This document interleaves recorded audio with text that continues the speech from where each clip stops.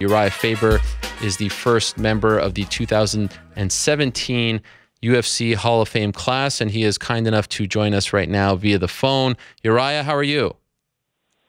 What's up, dude? Mazel tov. Yes. Mazel tov. What are you up to, man? Oh, you know, just doing my show, just another Monday. We have a lot to talk about. Congratulations. We have a lot to talk about, not only about you, but others who are representing your team very proudly, especially this past weekend. But first, let me ask you, when did you find out that you were being inducted into the Hall of Fame? You know, it was, I don't know, maybe about a week before they inducted me. I was out at the UFC headquarters in Vegas having a meeting, and Dana basically stopped me and asked me to go talk to someone and kind of spill the beans. So I was definitely surprised and honored at the same time. So what a cool honor, really. I mean, to put your heart into a sport and be recognized like that, you know, alongside people that you've looked up to and that you've watched since you were a kid, is pretty amazing. Were you surprised that it came so soon? You just retired 4 months ago. You know, I hadn't thought about it, but yeah, I guess I was. You know, I don't know how that stuff works. So, you know, I was definitely surprised, yeah. And Cynthia wasn't surprised this weekend. That's right. We'll get to her in a second. Don't worry. I want to talk about you for a second. Okay. All right. I know you're not the emotional type, but did you get emotional when you found out about this? Like, did you take a second to reflect on your career, the journey? You know, early when you started, the Hall of Fame wasn't really a thing, and it's only really become more of a thing over the last few years, but it's still cool. People can now call you a Hall of Famer. Did that choke you up at all? No, it didn't choke me up. You know, I mean, not that I'm not a sentimental guy. I'm definitely a sentimental guy, but, you know, the context I found out, I didn't get to watch the countdown or the little tribute they did. I didn't realize they were doing that, and I was in Vegas and trying to scurry to get to a TV to watch Cynthia, and I just barely missed it. Oh, it was great. I hope you do find it, because they really did a fantastic job with it. And I'm wondering, when you do get inducted, will we be wearing shoes or no shoes? Are we going flip-flops and suit? What are we going to wear? If I can go without wearing shoes, I'll be, I mean, that's good for me, but, I don't know. Maybe we'll see if they have some sort of requirements. But if it's my little celebration, I should be able to do what I want. So I'd like to say, probably in my perfect world, some nice jeans, some rainbow sandals, and a collared shirt. That'll work. Okay. And do you know who will induct you? Like, usually you have to pick someone to kind of induct you and introduce you, say a few nice things about you. Any idea yet? You know, they had some ideas of who they wanted to have do my induction and give me the award, but I haven't found out too many details about that. But I've got some really great friends that I have in mind for sure. Okay, I was thinking it was going to come down to two people: either your dad, longtime obviously fan of yours, but more importantly fan of this show, or my mom. I mean, I really feel like it really comes down to them two. What do you think? They're both big supporters, that's for sure. Or Rosie. Or Rosie. Rosie's, she's definitely a candidate. We love Rosie. Okay, so that's all well and good. You're happy, you're inducted. Does this, in your mind, close the door on your fighting career? Like, does this seal it in your mind? Well, I retired. That was kind of the... Yeah. That was kind of the closing the door, but no, I mean, you know me, dude. I'm not huge on planning and never count out an opportunity. But I mean, I'm retired, so closing the door. I'm doing a competition on May 14th, a jiu-jitsu competition against a 5-time world champ, and still competing and stuff like that. So I've still got an itch, but not the MMA itch. No, not right now. Did you feel for Brad Pickett? I mean, he was your last opponent. He tries to do the same in his hometown and loses in heartbreaking fashion. Did you watch that, and did you feel for him that he couldn't experience what you experienced in December? You know, I was actually had an obligation, so I missed it. But you know, I'm always rooting for Brad, and from what I heard, he was killing the guy. and just got caught, man. And it is unfortunate. I definitely feel for him.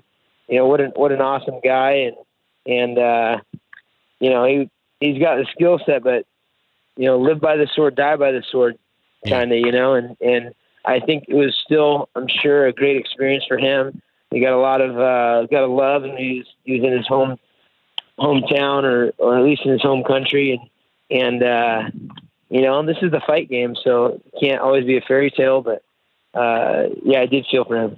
Okay, let's talk about Cynthia Calvillo. 2-0 now, 2 wins, 2 straight months, 2 straight pay-per-view main cards. Very rare, especially for a strawweight. This time she defeats Pearl Gonzalez. When did you first meet her?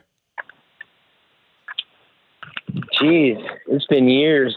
Really? Cynthia has been a silent soldier in our gym for years, like beating up the guys that are coming from out of town, and you know, doing our best to get her some pub. If I don't know if you remember, but Paige at our hometown fight in Sacramento brought her up on stage and gave her a little intro and let her get in the limelight, because it's hard to break into these fights. I mean, I can tell these matchmakers all day that I've got to kill her in the gym, but you know, it's real hard to get that opportunity. So she's been with the team, I don't know, 4 or 5 years, something like that.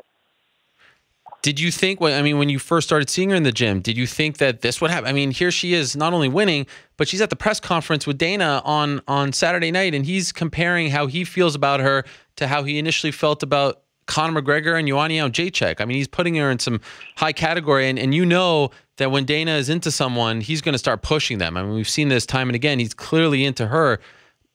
Did you expect this?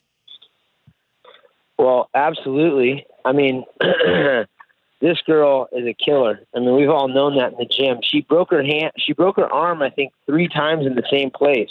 So she was out for like a very long time when she shouldn't have. And she also had this thing about wanting to get an amateur title before she went pro, and then she had her arm breaks and all these different things. But Cynthia is a killer. I mean, I'm talking like, you know, one of the girls. I mean, she goes with the guys and just puts it on dudes all the time. And on top of that, she was a 125 pounder, so it took her a little while, and just a final gonna push through and do it to make 115 pounds. But she's big for the weight class, so she was always fighting 125s. I was told that when you guys are on the mats, like, she goes in the middle and is like essentially begging anyone to come at her. And when she spars, even with the guys, there's no fear. She's going like you guys have to sometimes reel her back in. Is that true? That's absolutely right. I mean, so it's funny. I told the story about TJ Dillashaw. He was one of those guys that we had to, like, you know, take their intensity level down and you know, and have a different kind of edge in the room. Luckily, Cynthia is one of the smaller folks in the gym, but she's someone I talk about after practice, that these people have to, like, there's always an odd man out, right? Somebody's left without a partner, and she'll throw a fit. Come on, no one wants to score. She's just a rough and tumble. Talk about 2 different personalities. You got Paige VanZant and Cynthia, and they're very close. And you've got one who's a little soft-spoken and one that's just kind of a gangster. You know, it's a nice contrast in the gym. Can you explain what's going on with Paige? I mean, we see pictures all day of her on her social media. She's clearly living in Oregon, and I don't see her training much with the team. Is she still a part of the team? She's a part of the team as far as I'm concerned. If you know, the truth is, I'm not going to get into what's going on in her life. You have to ask her about that. But she's got her priorities straight. She's just bought a house in Oregon. She's more than welcome to come and train with us whenever she wants. She's, in the meantime, getting a lot of great work in wherever she is, and waiting for an assignment. And I don't know if you understand how our team works, but we've got guys that come in from all over the world to do camps and you know, satellite parts of the team, guys from Japan and guys from the UK and Australia. and on and on. So we haven't really got her assignment yet, but she's more than welcome, and we're all on great terms. Okay. And back to Cynthia. I mean, do you think that she is ready to really get pushed against top 10 talent? I mean, she's fighting on pay-per-view main cards, but she's not fighting top 10 talent. Do you think she's ready for that, or do you want to move her a little slower like she is now? I would say she's absolutely ready. I mean, we'd have to ask her on that, but I mean, she's only look. That opportunity came in short fashion. She took 2 short notice fights within a month and a half, and she's 2-0 with dominant performances. And we all knew what was going on, and we all, that's same with guys that we've had in the past. We see these killers in the gym. You got to see a couple other of our guys that have been around for 9 and 10 years that are going to be stepping into the UFC, and you're going to be like, holy smokes, our team is deep. We have so many good guys that you haven't heard of, and girls that you haven't heard of. So, we knew it was going to happen. The Ultimate Fighter starts next Wednesday, April 19th. I know you can't talk about it much, but seeing stuff on social media and some clips and whatnot, was it awkward? Like, did you not enjoy the time that you were around there because of what it represents with TJ and all that stuff? Were you uncomfortable with it all? I'm always trying to have a good time, especially I got all my buddies and hanging out in Vegas, filming a TV show. And we had a good time. There were some awkward moments, I guess, but it was funny. Just the whole dynamic was so strange. Yeah. But it is what it is.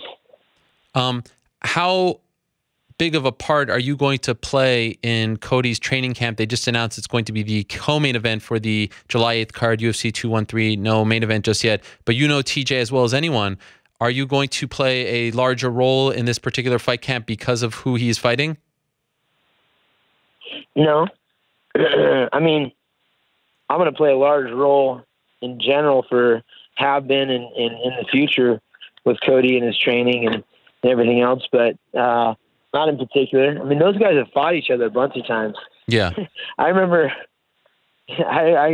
all sorts of times where these guys are going at it in the gym. So, it's going to be more of the same. It's hard to take someone like Cody or someone like TJ and do stuff that's a whole lot different for a camp. Because they're already training like champions. You know what I mean? They already approach every fight with the same intensity. And so we'll be doing, the best training in the world over here at Team Alpha Male and be bringing home that strap. What's your early prediction for the fight? I know you're going to pick Cody, but in terms of the finish? I think it'll probably be a knockout just because Cody hits hard. I mean, we've seen it in his fights. We've seen it in the room. He's got a history, and TJ is also, a heavy hitter, but not like Cody. Okay. Early? And they're gonna be in a gunfight. Early or late? I don't think it'll be that early. Okay. I don't know when. You can't predict that kind of stuff, but I know it's gonna be a very tough fight. I know TJ. I've seen TJ, some of his stuff. He's already freaking out, training like a wild man. he tends to do, and it's gonna be a competitive fight, and Cody's gonna get it. And before you go, if possible, can you tell us how many things you got going on right now? Because again, follow you on social media. Your Instagram stories are as entertaining as any out there, but it always seems like you're going from like a meeting to something going on at your gym, construction, to getting your hair cut in front of like 50 people. I mean, who gets a haircut in front of like a camera crew like you did? I love that guy that you go to, by the way, the older guy, 50 years in SAC. I love that stuff. And then you're going to like some sort of seminar where you're talking to people. And I mean, it's amazing how much you pack in the span of 24 hours. How many things do you have going on right now? Oh man, it's a lot. The retired life, I've had to explain to people who want my time that retired life has nothing to do with like sitting around being retired.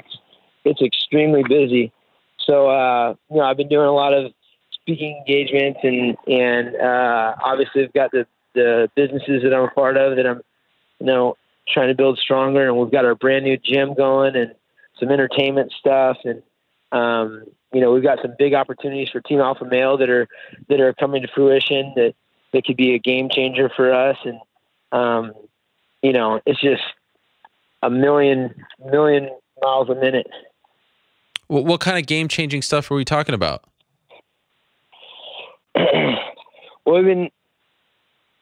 Well, I can't really get into all the details, but some international stuff where we're going to be most likely, doing some expansion into international waters. And then we've got some big supporters that are going to get on board and try to make our team unique to where we can offer things that no one else does. This new facility, which is going to be a host to, the best team in the world, but also one of the coolest spots. It's going to be have a real good vibe in there and offer all sorts of things. So there's a lot of different stuff. Wow.